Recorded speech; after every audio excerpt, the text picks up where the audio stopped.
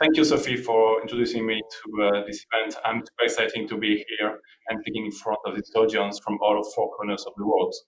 But more importantly, I'm super excited to welcome our guests. We're covering 3 different time zones to talk about this fascinating topic of live commerce. So first, I would like to introduce Hettich, who is the Chief Sales Officer for ID Shopping Direct, a leading TV shopping broadcaster reaching more than 30 million homes. Previously, Ted was Chief Sales Officer from the global marketplace Frugo.com. With Ted, we have Elijah Whaley from PARKLU. Elijah is the Chief Marketing Officer of PARKLU, which is the leading tech platform for influencers in China, managing more than 100,000 of influencers across 10 social media platforms. And we have Eric Feng, who is leading the e-commerce incubation at Facebook. Eric was previously general partner at Kleiner Perkins, and before that, he was CTO head of product at Hulu. So thanks everyone for being here. I know it can be a challenge for all of you to cover those 3 different time zones, but we're very glad at Lengow to welcome you for this fascinating panel about the power of live commerce in the purchasing decision. Just to start with, I mean, we all know that a lot of innovation in e-commerce and commerce is coming from China, and we see, the West play catch up with China through, especially in social media, and live commerce is not an exception. But to start with, I would have one question maybe for you, Ted, because from an external standpoint, we may think about live stream commerce something similar to what we knew in the past about teleshopping. So is it about the history repeating itself? How would you define live commerce from your own standpoint? Yeah, I think live commerce is a very interesting, I guess, a concept in terms of being compared to traditional teleshopping. I think you guys posed the question of maybe it would be teleshopping revisited. I think I saw that somewhere. And I think that in a way it is. So it is a bit of yes and no. But I think live shopping as a concept in general really allows viewers or users, I guess, in the terms of e-commerce, to see products being broadcasted on TV or streamed live on the internet via a hosting platform. And a lot of that we're seeing a video hosting platform, and a lot of that's being done now via social. So I think social is really taking over as a video hosting platform. So I think live commerce, live teleshopping, it's kind of one and the same, but it is different. And I think, funny enough, I think we mentioned that we're all Americans in terms of the guests on this call too. And we all grew up with TV home shopping. So we've all have seen that in the past. And we grew up in the 80s and 90s as kids watching it on TV. And I think we've seen the evolution of that, and it's dramatically changed.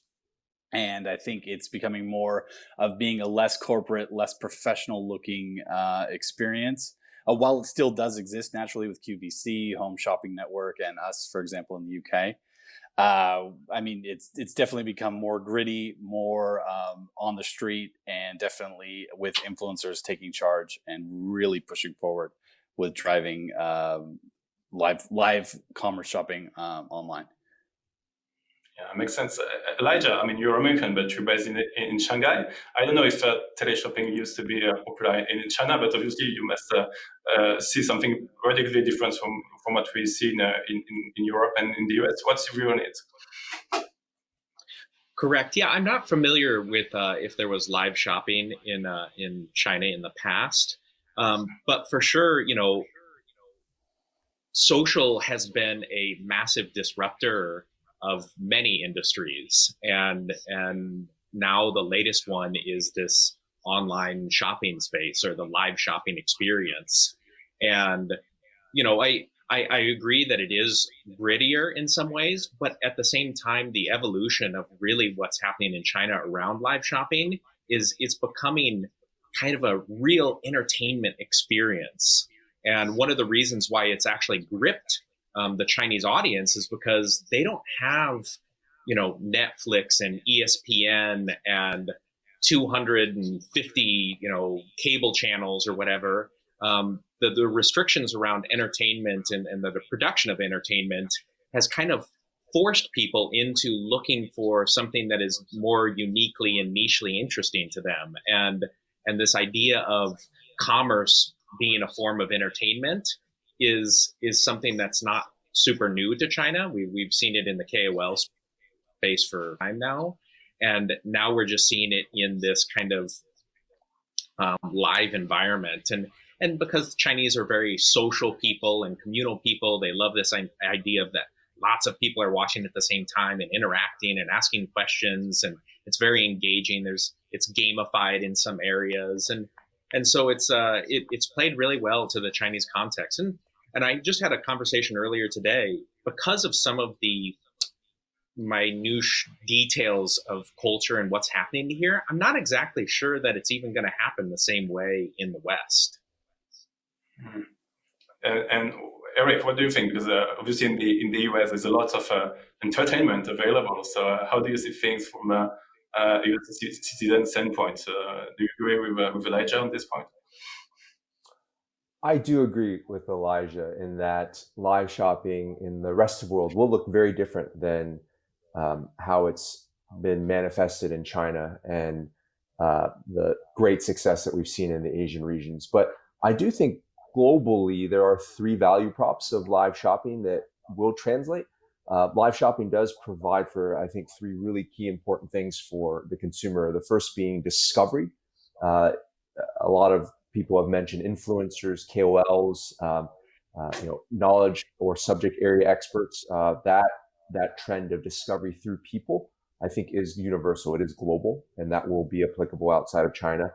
The second, I think, is just around explanation. I'm a huge believer that video is one of the best ways to get information, hence why we're on this panel today and why I hope everyone is enjoying the thoughts here, because sight, sound, and motion combined are just a high output way to deliver information. And that applies to shopping as well. So I think explanation of products is an important factor that's going to translate globally. And then the third is authenticity. It's just harder to fake a product, fake an experience over video. It's much easier to do it on text. It's easy to do it on image and photos. But with video, there is a higher bar and a greater sense of authenticity. So those three factors of discovery, explanation, authenticity, I do think will translate outside of China.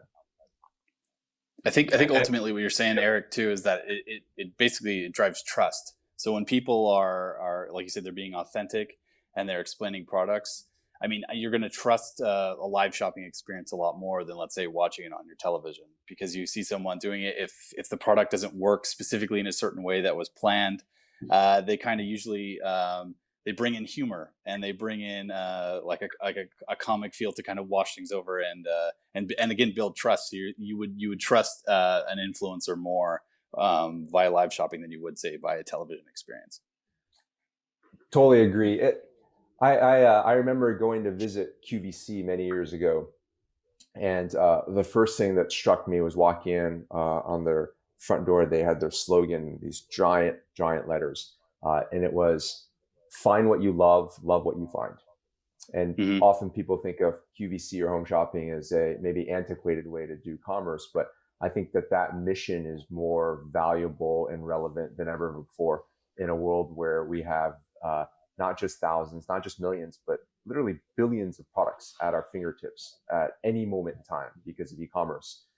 The idea that there is a service to help me not only curate products, that's the finding, but then that stands behind trust and authenticity and quality of that product, hence the love what you find.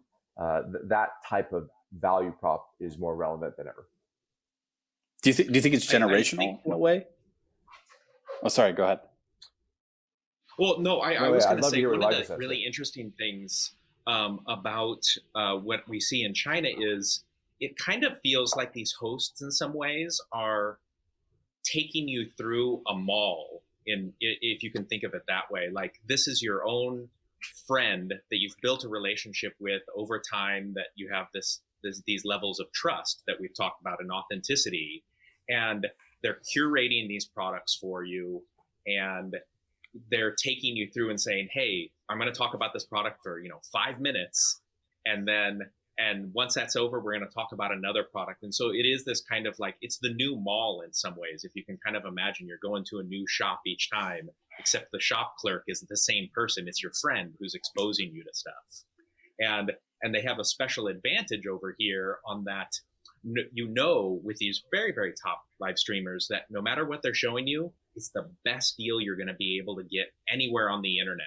And typically, even how the contracts are signed, it's the best deal you're going to get on this product for the next 3 to 6 months. And so there's this really, really high value proposition from trust and quality of products, and then even the price point on products. Makes sense. Just talking about, the authenticity topic is really interesting. And Elijah, you know a lot about, key opinion leaders. And I have these questions because from my own standpoint, it seems that we move from, internet superstars, presenting products to family and friends kind of selling products. So how do you see this trend? Is it about, having a massive audience to be very successful on live stream commerce? Or is it more now about having this very close audience that trusts you and know that what you're saying is authentic? Because to me, we're seeing two different trends, and I'm just wondering, how do you see things on the Chinese market, especially? So I'll start with a little statistic here, or some data I just saw the other last month. I saw the sales figures from Austin Lee, who's one of our top live streamers in the country. In May, he worked with 600 brands, and he sold 21 million units and at almost 3 billion renminbi. This is one guy in one live stream. And essentially 90% of the sales are coming from 1% of the live streamers. And because the traffic is all being channeled to the top, and that's really why when you really understand KOL marketing in China, it's not that much different than sports and acting and singers. 1% are making a killing, 2 to 4% are maybe making a living, and all the rest are starving artists. And it's really no different in live streaming. Interesting. Ted, I don't know how far you've been in the UK market so far, but do you see something similar? Is it much closer to what we see used to see and see on TV? How do you envision this? Yeah, it's definitely a bit different, I would say, than like a Chinese experience, for example. In the UK, we're very much divided by generations. Essentially, the older generation, they still enjoy like the traditional TV home shopping, and our core demographic for TV broadcast is an older lady shopping from home with a high disposable income. But the market that we're trying to go after and the core demographic who we're trying to get are the ones who are shopping by influencers and being inspired by influencers as well. And we've actually dedicated one of our TV broadcast studios. We've turned it actually into a digital studio, and we're working to push forward and trying to attract that new demographic. We've actually named them. So like we have in the UK, Jess is our younger demographic who we're going after, and Shirley is our traditional standard TV home shopper. So those are traditional names in the UK. If you're not familiar with hearing those. I actually have a question about that too, because from my my age range or my youth, I used to think of TV home shopping. There was a slight bit of stigma with it that wasn't completely positive. Maybe sometimes around products or how things were sold, or kind of something about and typically it was this really late night programming and stuff. And now you're saying, hey, there's these young demographic of viewers and consumers.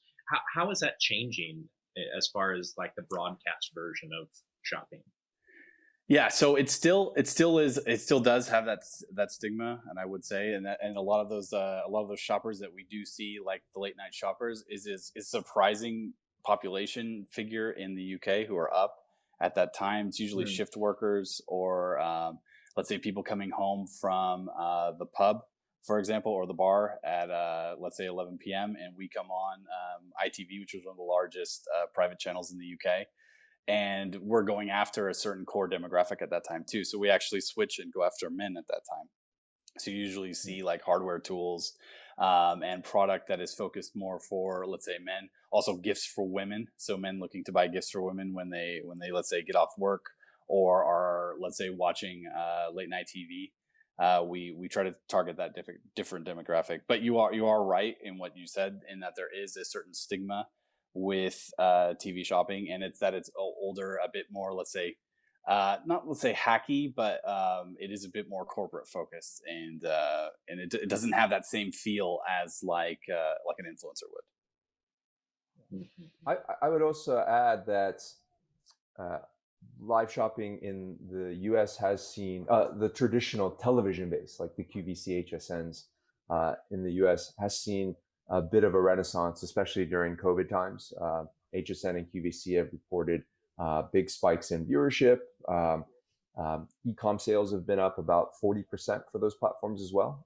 So I think that there is a rewriting of the landscape due to COVID times. And even pre-COVID, there is a bit of, to your point, Elijah, nostalgia, almost like retro nostalgia towards it, because a lot of folks have remembered it from their youth, or might have seen their parents have done it. So some of the younger generations, it's almost like a nostalgic feeling to sample it. So there's a little bit of that momentum as well. But on the online side, I would say that is really where you're starting to engage with younger demographics, millennial shoppers. One of the best categories of live shopping success in the US has been streetwear. So a great use case for live shopping is limited quantity products, like a drop, where you only have a limited number of SKUs. You want to have maximum demand for that event, and it fits really well with streetwear and sneakers and the shopping modality of drops. So we've seen a lot of success, and that skews much younger towards the millennial audience. What's the reason why? I have a question for you.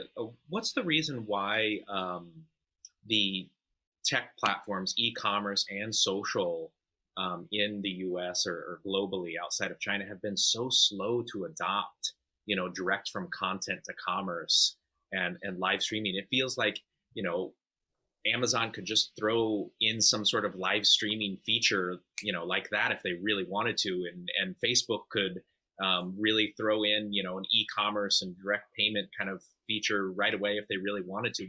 What's the holdup in the rest of the world? I'm a little bit lost on that. Yeah, it's a really good question. And outside of China, you're absolutely right in that you haven't seen that explosive growth from the major tech platforms. I think it comes down to a couple of things. The first is a lot of companies just have very dominant single business models, or maybe not single, but certainly one that is the key focus of the company. So I'll just take a company like Google, where it is so advertising focused that commerce is kind of like this strange thing. It has different margin structures, different ways to do reporting on the financials and the revenue, and it's hard to rationalize two different business models. And I think that that's just one of the challenges. Another one is that consumers often just are in very different mindsets when they go to those services. Like, I would say Amazon, one of the greatest companies and certainly the e-commerce pioneer in this country, the shopper there is very much showing up at Amazon with intent already in mind. I say that very few people, if they have 10 minutes to kill, will just pop it open Amazon and kind of see what happens to be available to buy. That is not their model. It is intent. It is about limiting the number of steps, reducing the time spent between when you show up to when a product not only gets purchased, but even shows up at your door.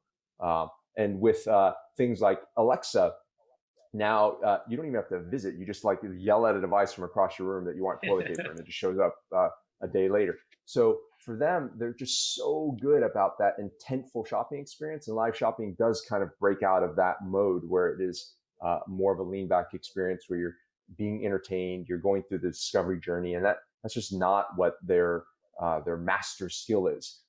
Amazon has tried a couple of times at live shopping, and some of the other platforms have dabbled, but I do think that there's some sort of institutional friction preventing companies from being great at it like they are in China? I would say to Elijah's point too, and to your point too, Eric, is that there's a lot of moving parts in the background to that too. So like Amazon, for example, has Prime that it could tap into and its warehousing and infrastructure, where like a lot of the social sites, they have to get integrated. I mean, we're on a call with an ERP system right now. We'd have to get integrated with people like Lengow, for example, and basically have like an end-to-end order management system and everything, basically all the points firing perfectly to make that happen. So it is a bit of a challenge there to then, let's say, get integrated with Shopify on top of that, Magento, and then go to market with that and make sure that it works. So there's a lot, like I said, lots of moving parts in the background. Yeah. And Elijah, given I guess that's the China way of doing stuff, man. They just hammer stuff through. It's just like, if there's problems, we just throw human bodies at it. It's just if there's a problem, it's just man hours that it's gonna get done. And we're working everybody's working this Jojo Leo, this 9 in the morning to 9 at night, 6 days a week, and essentially it's 2 years and 1 year over here. Yeah, and given how far advanced China is in the live shopping journey, the whole market and ecosystem, I'm curious to get your perspective on: are we at peak live shopping in China? Is there more plateaus to rise beyond that, or is it leveling off? Is it dropping off? What do you think? Yeah, so there was a pretty significant drop off last month. I heard somewhere in the range of about 30%. And I think the reality is we haven't seen this thing really wash out. I mean, the reason why it just went, rampant here was because of COVID. Everybody was stuck inside, and they needed some form of entertainment, and they were ready to consume. Chinese have become great consumers. And then you had a situation here where the live streaming in China is driven by discounts.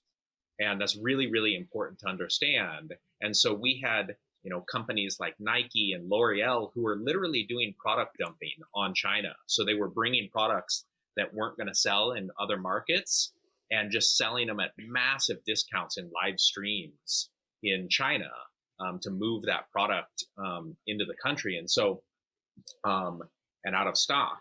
So we haven't really seen how this thing is going to really pan out. And one of my common ways of explaining this is that we know the platforms love live streaming because it creates a very sticky environment and generates sales and commissions for them.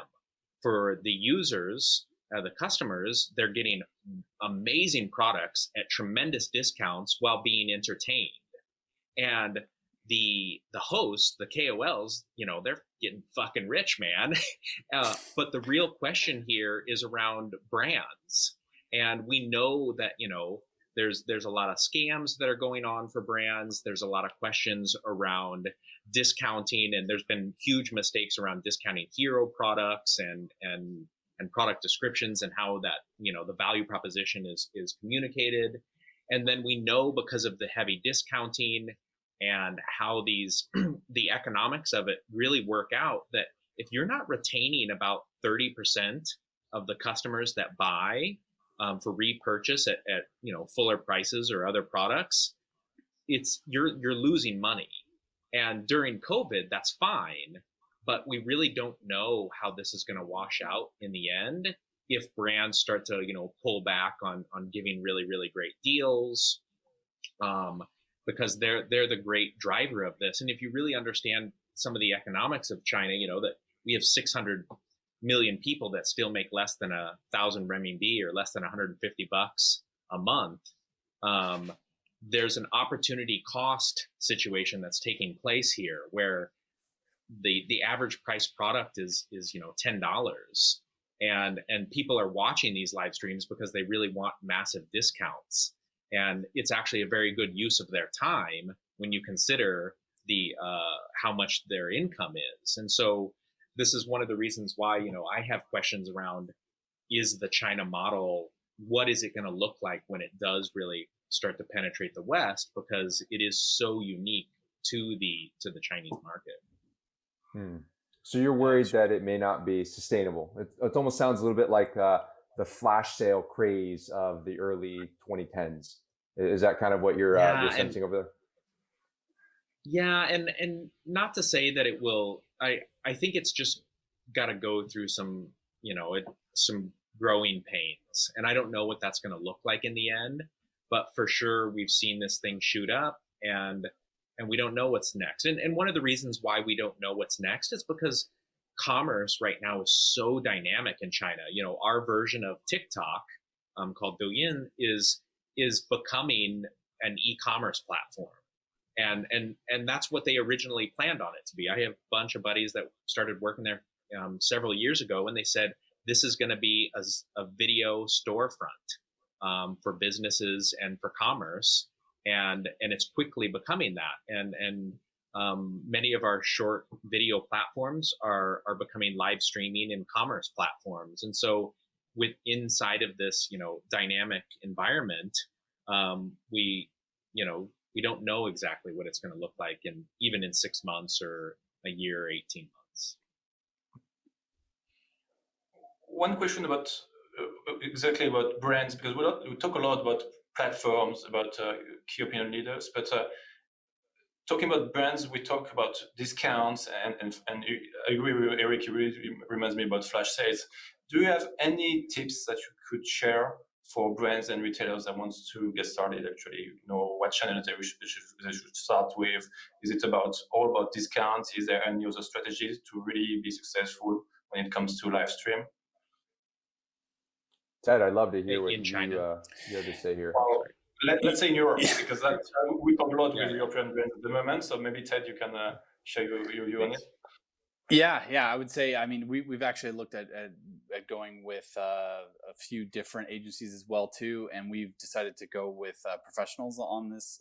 So not necessarily just diving into it head first. Because you hear horror stories about companies spending tons of money and end up not really going anywhere, and then you hear about the I believe Elijah mentioned too, with like only 1% of the influencers actually drive revenue. So how do you if you're like a small to medium enterprise and you're approaching this for the first time, you want to go with a proven method.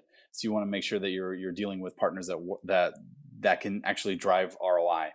And I think the best way to do with that is to go, I would say, as a first step in Europe, to go with the professionals and go with someone who you know has like a portfolio of clients who are successful in this space, and to not dive in head first, because you can't approach it the same way you would a PPC campaign or an affiliate campaign. It's a completely different beast, and you want to make sure that you're going forward with the right foot, essentially. Makes sense. And what about regularity? Because we were talking about, that sometimes you lose money on doing a flash sales or doing live stream. What would you recommend to brands? Is it all about making some having a strong impact on the few time in the year? What about regularity? Do you see, for example, Elijah, some brands which are doing from a regular standpoint flash sales or live stream in China, or is it once or 2 times a year? Yeah.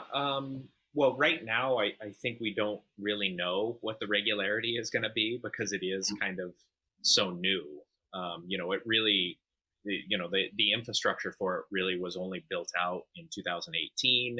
And 2019 had some good adoption, but this year's really been the bumper year. And so, that being said, I think, I just saw a statistic today that about 30% of marketing budgets, e-commerce marketing budgets, are being directed towards live streaming at the moment. But it's just too hard to say how it's going to look in the future. Makes sense. Yeah, and we're really bullish on the idea of smaller brands that can then use live shopping to now have a direct relationship with customers. And that's a really powerful sea change in the retail industry, whereas often in previous years, brands had to go through third parties, whether it was a retailer or a wholesaler or some other form of distributor, whereas now they can not only sell direct and ship direct via e-commerce, but now they can connect direct with their customers through platforms like live shopping. So I think that the brands that really embrace live shopping may look very different than the brands that are very successful today in a traditional model. Yeah, and that's a good point actually, because from what we see in Europe at the moment, experiments they are being done both by brands and retailers. So we see brands, going direct and leveraging platforms to get in touch with their audience. But we also see some retailers trying to accelerate on this side. Is it something that you see in your respective markets? A mix of, a majority of brands, but also some experience from retailers, or do you think it would be all about brands at the end of the day? Ted, maybe. So I can. Yeah, go for it, Elijah. Well, I was just going to say that one of the really interesting case studies that's happened in China here in the travel industry for the OTCs is Ctrip, which is a travel booking platform.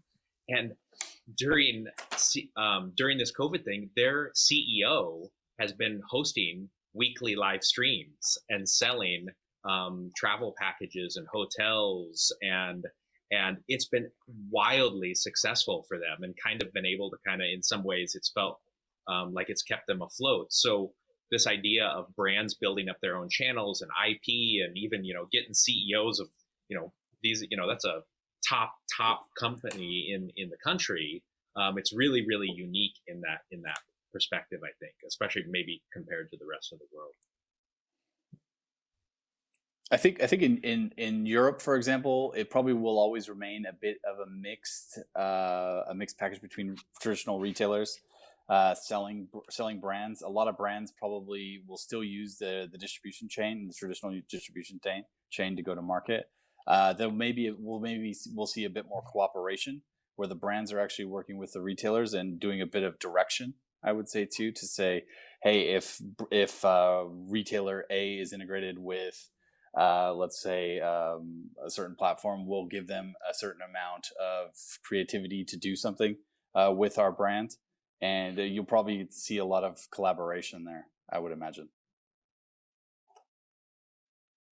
Eric? I think it's I think that's a great point where the lines are definitely blurring as brands can go direct. They act as the retailers. Retailers are also starting to acquire or launch their own brands and own that customer journey as well. And then you have the third party, which is the personality or the influencer or the key opinion leader themselves as a really important part of this equation. So I do think that the lines will blur, and live streaming will be yet another accelerant to these lines getting really muddled between who are the actual players in this space. I think to complete the circle too, we talked about earlier on this about basically teleshopping having a certain stigma. So I think, do you think in the future there could be a stigma related to, let's say, influencers and brands who use influencers, and there'll be brands who don't use influencers? I think that could evolve from what we've seen in teleshopping, for example. I think there's a little bit, I know there's a slight amount of maybe stigma that's arisen with our Jiulingho, kind of our post-90s or post-95 consumers in China, where there's a slight level of distrust that seems to be kind of building around the whole KOL influencer ecosystem, just because they know that they're for sale, and that's that dings their authenticity. Yeah, I think at one point everyone will be inundated and I guess desensitized to it. And I think as a kid growing up in the US, I'm desensitized to a lot of ads, and immediately, okay, this is a commercial, I'm being sold. I think you guys probably have the same gut feeling. Yeah, totally. I think that's true, and that consumers will continue to get savvy to various marketing messages and sort of try to read what are the motivations behind the message bearer. But it's like a tale as old as time, in that celebrities and famous people and people you look up to and admire they capture your attention. This is not a new phenomenon. It's just that who that person is changing. Before you had to be on TV, or you had to be, performing in some big arena to count as somebody famous that I would want to spend time with and listen to. And now that definition has changed a lot. You may just show up on a little tiny screen, which is my phone, from your basement, and all of a sudden you're like the most important person in my life now. So I think that how you become influential and famous is changing, but the idea that influence and fame won't be important, I think that's probably too far of a stretch. Oh, great. And what about the social component of live stream? Because obviously we're talking about myself looking at watching a screen with an influencer talking about the product, but how do you see things? Do you see also some trends about people watching? When you watch TV, most of the time you watch TV with your family. Is it the same on the live stream environment? Do you see people watching live stream with friends and family, or is it something much more personal? Well, it's pretty hard to gather the family around your phone. Yeah, it's let's say, yeah. But you may be connected. I'm sure that you have a WeChat. I don't know how it is in Europe, or Ted, you might know. I mean, here you see kids. You do see kids huddled around watching one mobile device, for example. So I think when you're younger, it is more communal, and it is more. It is a little bit of word of mouth. But as you get older, I mean, when was the last time you huddled around your friends looking at your cell phone? Like, it probably doesn't happen as much. But you do see it, like on the street. You do see kids huddled together watching stuff together. Well, and that's actually an interesting part of the Chinese version of live streaming, is this fact that there's a feedback loop there, that you can text the host, and that even sometimes the audience is kind of having a conversation with each other, and that plays really well into the communalist culture of China. But that's also, I think, one of the reasons why it's played so well, and one of the features that's been great about it in China is that you do have this kind of sense that you're not alone watching this program, that you're actually with other people. And I think maybe that's where we get some of that aspect of family gathering together. Yeah, I'll double tap on that point. Completely agree in that social and communal. It doesn't have to be the people under your roof. It doesn't have to be like your nuclear family that you're getting camaraderie and kind of that social connection with. It could be somebody across the world. And that's definitely behavior we see, where you have your, I've got the people I eat dinner with, which is my household, but then I have the people that I shop with, which could be, strangers from around the country. The beauty of live streaming is that it can bring those people together, even though they're not in the same physical proximity. Great. I see time is running, so I think the conversation is about to end. Is there anything you would like to add? Do you think that live stream is the future of e-commerce? I mean, obviously you think that it will play an important role in the future, but is there anything that you would like to add before we stop and move to the next conference? Eric, I think there'll be. Oh, sorry. Go ahead. Oh. No, Ted, jump in. No. Yeah, no. I was just gonna say, I think it's not gonna end, and I don't think it'll end with, let's say, the social platforms that we see now, or the new emerging ones that we see now. I think it's only going to get bigger, and I think there'll be new players, especially in the West, as this thing grows and evolves. And I think the best is probably yet to come.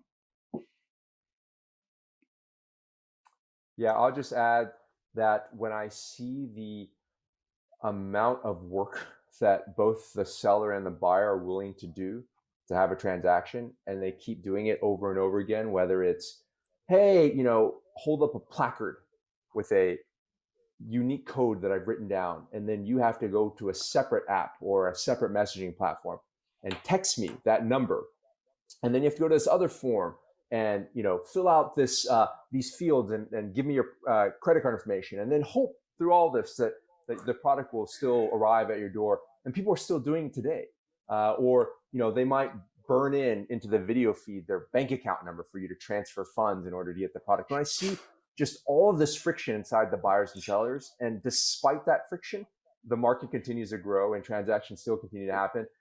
It makes me incredibly bullish that there's a long future ahead here, because it is up to us as the people working on the platforms, working on the experiences, to remove those friction points and make this experience a lot better. So the demand is certainly there, and I think that we're still in the very early days of getting the experience right. And I'm excited to see where it goes from here. Yeah, and I think if China's any indicator, this thing is just going to be. I always say about KOLs and social commerce and stuff, it's only going to get more, and we don't exactly know what more looks like, but we've democratized. We're democratizing everything from entertainment to commerce, and we're not going back. And so it is pretty funny. I haven't heard that there's that much friction in some of this commerce that takes place in the West, but there's hope for better days. China, you are the light that will show us the way. Yeah, that's right. All right, I do share your optimism. I think that it's still the very early days. Obviously, that's a moving environment. We see even in China that could be one of the most major markets in this field. There's lots going on at the moment. But yeah, it's truly fascinating. So thank you so much, guys, for your time. Thank you so much for your expertise and feedback. I'm sure the audience will enjoy this time with you, and we'll share your LinkedIn profile so that they can follow up with you if any questions. But we really appreciate having you on this panel, because it was really interesting. So thank you so much. Sophie, now it's time to move to the next conference. Thanks a lot, guys. Thank you, guys. Bye-bye. Bye-bye.